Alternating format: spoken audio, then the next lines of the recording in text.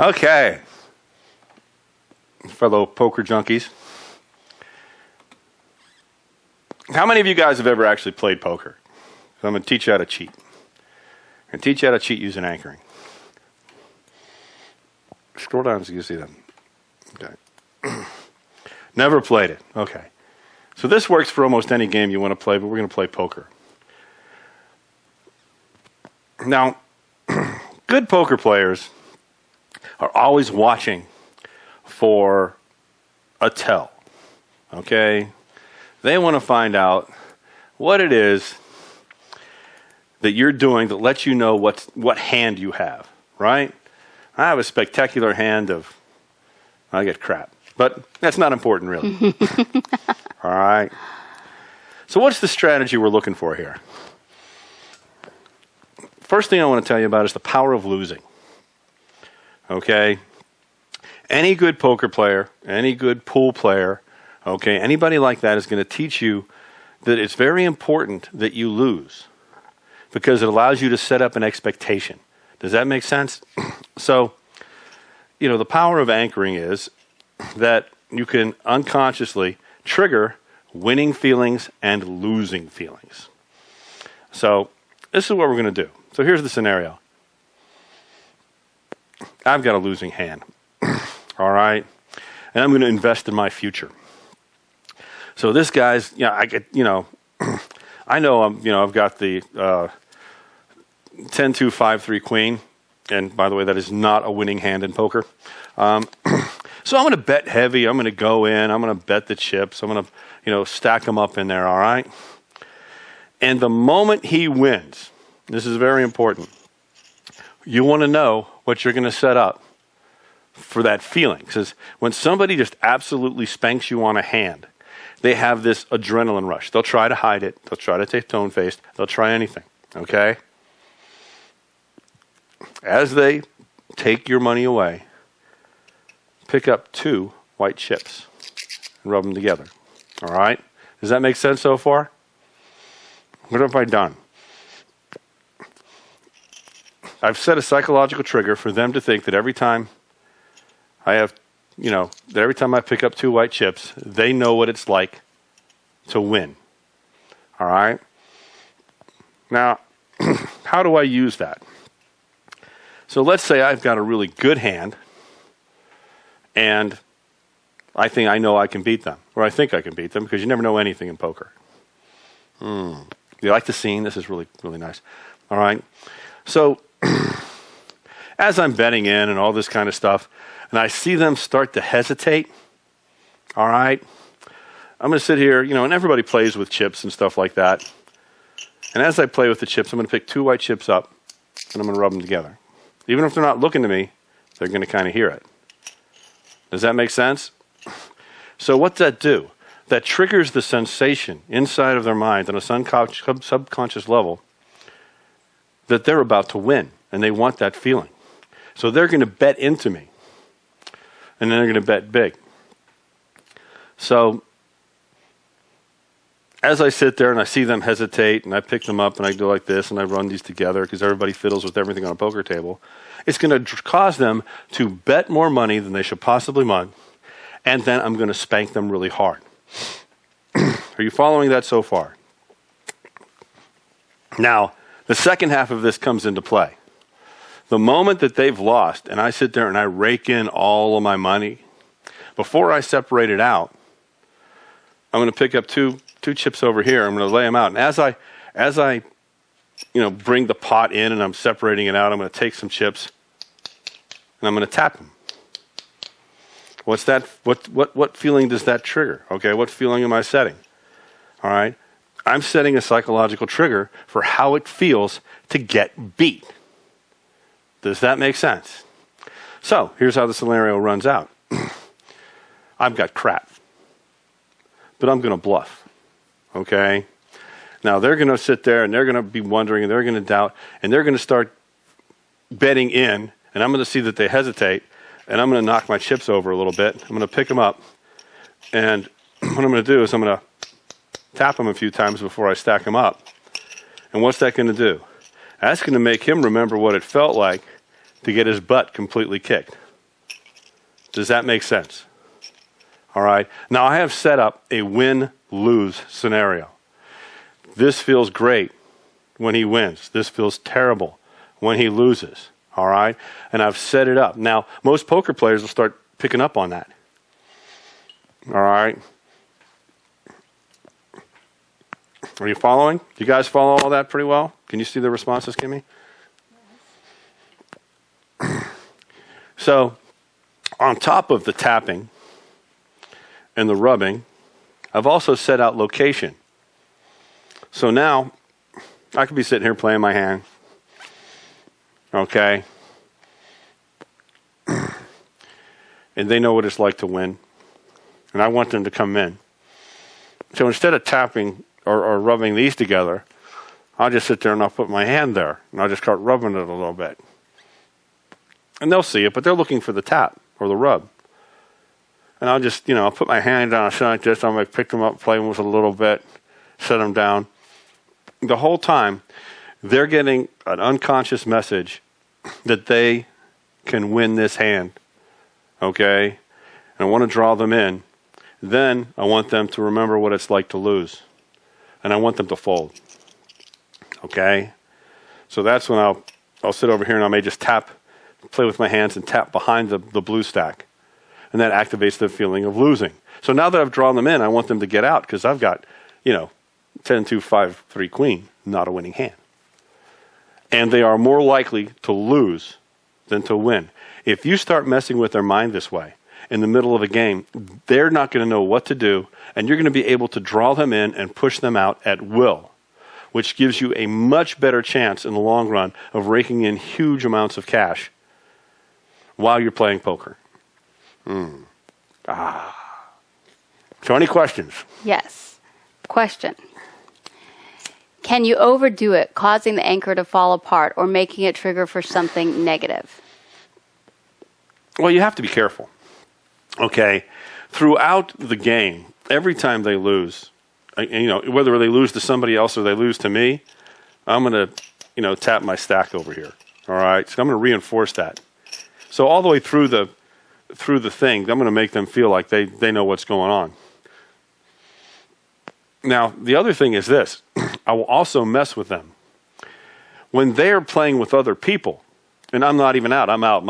I realize that my spectacular non-winning hand doesn't have a prayer, and his hand's good enough to where I'm not going to bluff him out.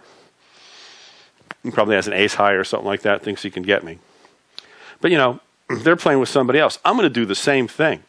If I want him to bet into that guy's hand, and I have a pretty good chance that he's going to win or lose, even if he wins, I'm going to reinforce that nice, winning anchor. So I'm going to make him bet more into that guy and lose money. Or win. This is when he wins. When he spanks somebody really good, I'm going to go, wow, great hand. When he loses, I'm going to go, oh, that looked really close. And that's I just tap my chips to stack them on this side. Okay? Now, if you do everything right, you got tapping, you got rubbing, or tap here, rub here, play with the chips. You got 4 or 5 different ways to figure out the win or lose. Now, you can transfer that to a cigar. You can transfer that to your baseball cap.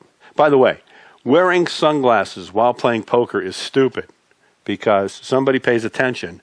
They can read your hand. So I'm just doing it because I think it looks really cool. Any other questions? Next question.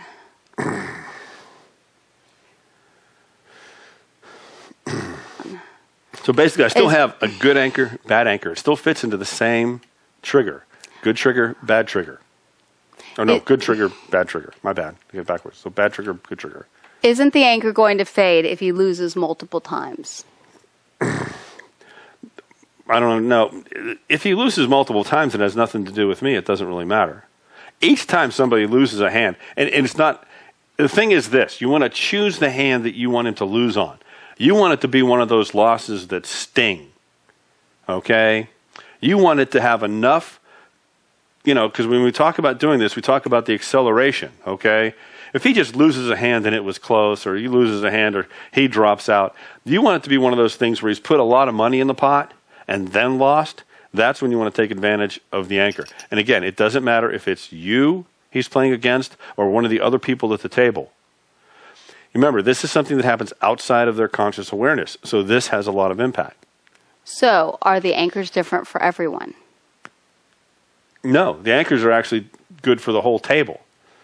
Because you can go around the whole table, and each person is going to have this, I got my butt kicked experience, I kicked butt experience. All right? Each time. Now, you don't want to do this every single hand, because then it becomes very, very predictable. And a good poker player who is looking for a tell might actually pick up on it. Does that make sense? So what you can do... You mean so you're setting it up and then waiting for a winnable hand to really clean them out? I'm waiting for the opportunity to use it. I'm not going to use it on every single hand. I'm going to use it on hands that have... and I may stay in on hands and do nothing. What this does is it sets up a level of confusion with the guy because he's not being able to detect a pattern. I mean, it doesn't really even matter, okay? Even if he emotionally thinks that I have a terrible hand or I have a winning hand and I'm playing with these chips over here, even if he logically thinks that I might be able to win, the emotion that this triggers by playing with these chips is going to overpower any logic, okay? Because gamblers, even the best ones, still have an emotional component to what they're going in on. You may end up with an Iceman. If you end up with an Iceman, it's probably not going to work as well, but it will still have enough impact to give you an edge. You'll still have to play smart poker. You can't be an idiot and win this way. So, someone asked, so you are setting the anchor with everybody. What was this? The next question was, and you manipulate an anchor with eye move, and you can manipulate an anchor with eye movements. Unless you're stupid enough to be wearing sunglasses, yes. You could. You'd want to make sure that it was something they could see when they're not looking directly at you. Something they can see, something they can hear. Not if they're notice. looking at you, because if you're involved in the game, they're going to be watching you. Yeah. So let's take this one step deeper. Into... wait, there were other questions. Oh, go ahead.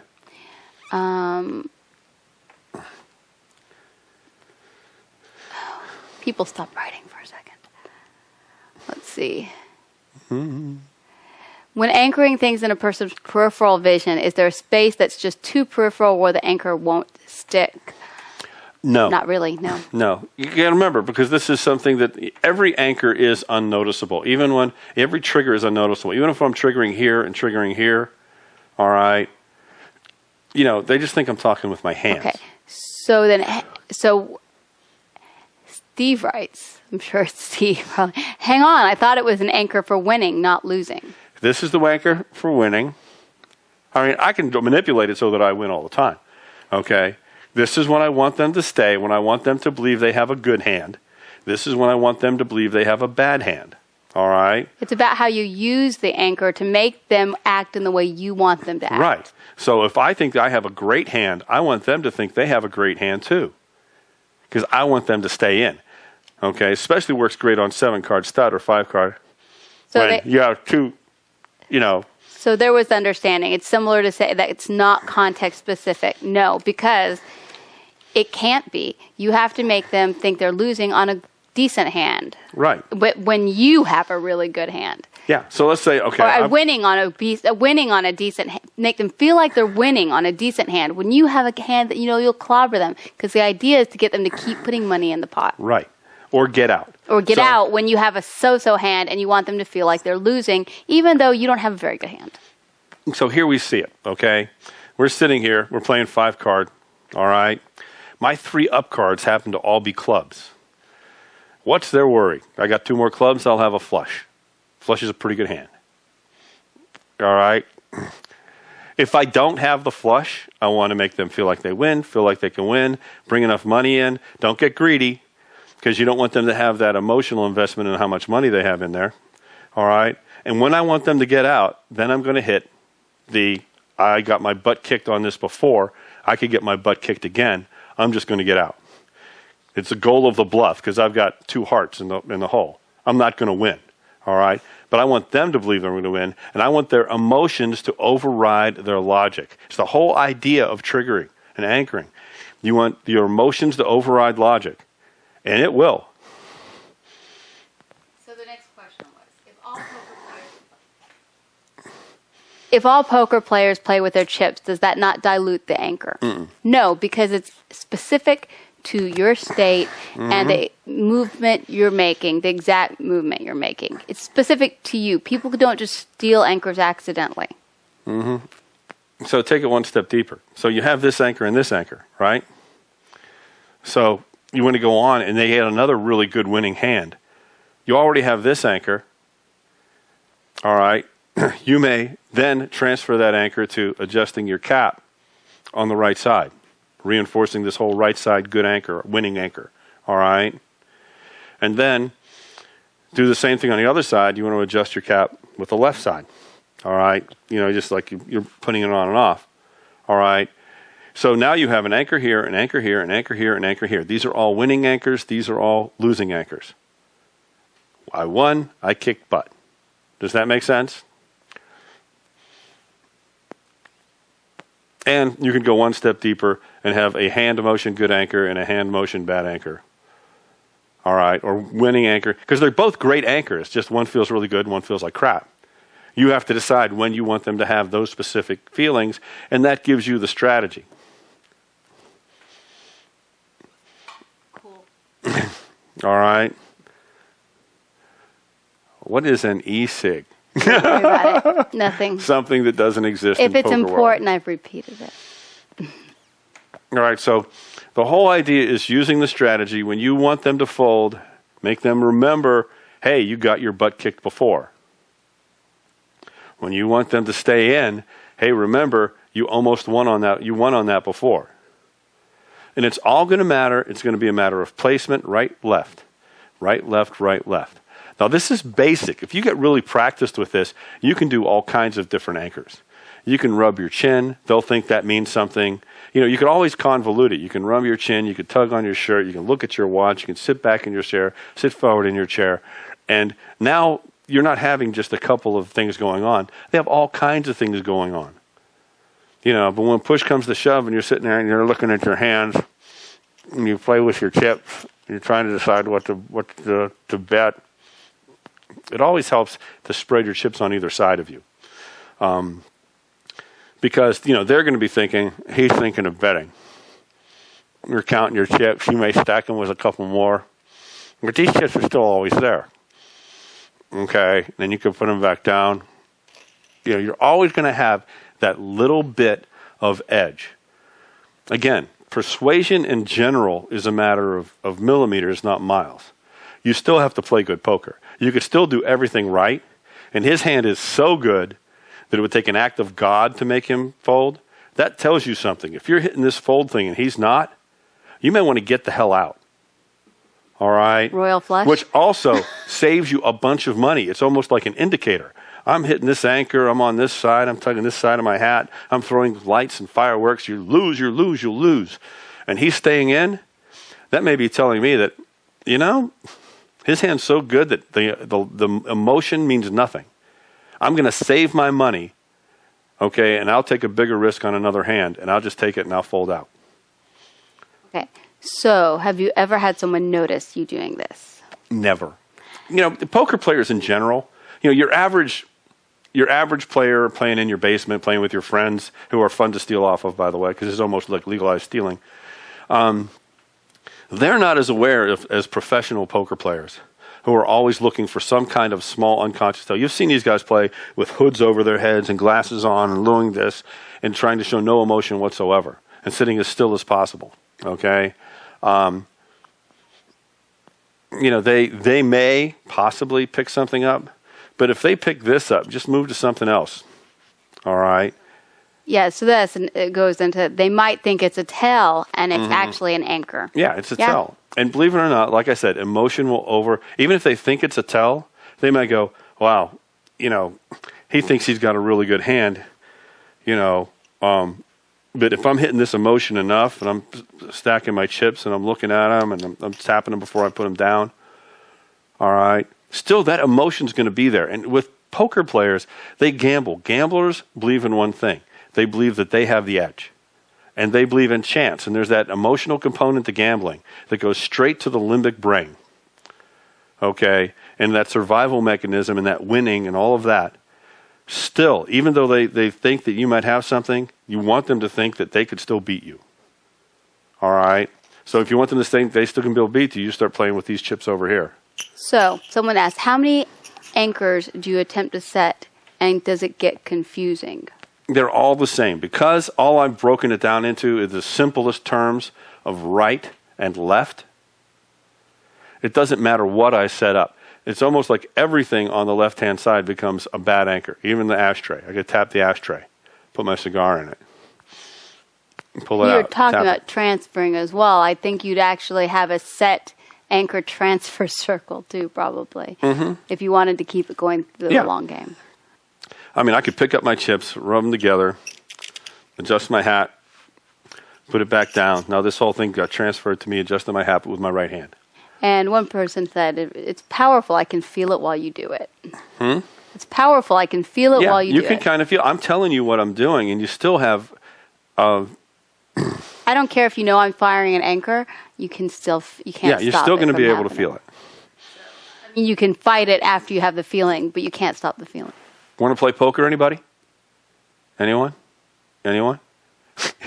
I could tell you what I've done, and I could still. If I use the strategy properly, I can still influence you to stay in a little bit longer than you probably could, or get out. Because you remember, poker's like a chess match. It's a long-term game. Okay? The idea is not necessarily to win. It's to get other people to exhaust their pot and they lose and they have to leave. Okay? And the bottom line is, it'll eventually come down to you and one other person if you're like in a Texas Hold'em match or something like that. All right? The next thing was, so wow, you could even anchor a person thinking they know your tell. Yeah. You know, once you could kind of pick up on it. Frank says he wants to play poker with you. Frank, in Florida, we'll play poker. Okay. And the next question was, is your state still important when setting these anchors? Of course it is. Yes, of course. State's always important. You can even say, as he rakes all of your money away, you can get really happy and go, that was awesome. I hate you for it, but I'll get you next time. And you put the ship back down. And it becomes very general. Because it becomes right-left, I can then start playing with the red chips. Okay? I can even stack some red chips over here. It's not going to be color specific. Does that make sense? And Hans says, you can even anchor someone to want to play with you. You can. I mean, I think everybody here has a chance. You all have a chance, okay? Because there is an element of luck here. Sometimes the luck is yours. Sometimes the luck is mine. It's just a matter of what it is. Does that seem easy enough? See, the thing is this, and the whole reason for this exercise is this is not so much about poker. It's about having you guys see how you can use emotional states to start influencing other people in all kinds of contexts. All right? I should show you how I cheat at chess. People have been asking about chess. I don't have a chess board. Well, we can do that next time. Maybe cheating at chess will be next. But I just want you to get an idea of all these things that you can do, all right? And how you can kind of get a sense of this. Oh, I dropped my chip. Lean right, by the way. Oh, I dropped my chip. Lean left, by the way. Now, I have it lean right, lean left. Now, I'm not touching anything, and I'm leaning a little bit to the right. I'm going to have that same emotional context. If I sit in just my chair, look at my cards, and I lean a little bit to the left, okay, they're going to think they need to get the hell out. I'm going to do it so many different ways. The setup is easy, okay? The setup of you're going to lose, you're going to win, and I can set it all up right, left, and they're going to have no clue what's going on. I can even look at my hand, and I can set it down a little bit to the left, and you're going to believe that hand can beat you. You can pick up these cards, look at them, set them down a little bit to the right. You're going to believe you can beat me. simple, powerful. The props aren't as important as, you're going to lose, you're going to win. All right? Then it's just how I use it to get the most money out of you as I can. All right? It's kind of a fun way of practicing. You can do this with any kind of game at all. So ATN says, sounds like it's all about the intent you have. It is about intent. And state. But I'm not going like, woo, you're going to win, and oh, you're going to lose. Or woo, you're going to lose, and oh, you're going to win. And it might actually work a little bit is to pick these up and actually kind of go into a little bit of a negative state so that now they think you doubt your hand and you put it back down. Does that make sense? And then if you just put your cards right in the middle, that just has them not thinking anything. Now it's all, but you're tapping your hand, you're looking at your hand, you set it down. All here in the middle doesn't really mean anything. Okay? Look, I realize this takes a little bit of practice, but if you keep the simplicity of it, of you're going to win, you're going to lose, I can start swaying you in different directions. If you have any doubt whatsoever in your mind about your hand, this is going to have all kinds of powerful, because if I do this and I lean left and I tug my hat and then I put them back down and I do that, all right? If you have any inkling that you're going to lose, more than likely you're going to fold, all right? Especially if I get dealt, I get dealt this and I have two clubs underneath and, I take this hand because these are the up cards. I take them out and I just sent them a little bit off to the right. It's going to make a big difference than if I set them off a little bit off to the left. Because visually, your brain is patterning all of this. And this pattern is different than this pattern. Does that make sense? And a lot of it takes setting it up so that you intentionally lose to be able to generate this anchor. And when you win or anybody else does, like if you have no cards, okay, and you're just watching the hand, and he wins a big one, you can just take your stack and just pull them in. Just restack this side, okay? Sorry, I have this a little bit tilted so you could see well, so gravity is not my friend. Or if you really get your butt kicked, you could pick up, whatever the ante is. That's the great part about red. Like if you every time you're going to put a red one in the middle, every time they win, you pick a red one up from this side and put it in the middle. All right? Every time they lose, you pick one red one from this side and you put it in the middle. And you drop it down. Because I want to get you guys to understand the differentiation of all of this. All right? Anything else? You guys done? Is this been helpful for you? Because I like doing these little demonstrations, first of all, because they're fun. Second of all, I just want you to see how you can actually use what you've been learning in a different context so that it can be transferred to the context you want to use it in. People have enjoyed it very much. And I think we have as many chess players on here as poker players. Oh, you chess players. Later. Later. All right, guys. Well, we're going to go because it's Saturday. It is I know you guys Saturday. want to go do some stuff. I know NTN needs to get outside and do the things ATN does on Saturday night.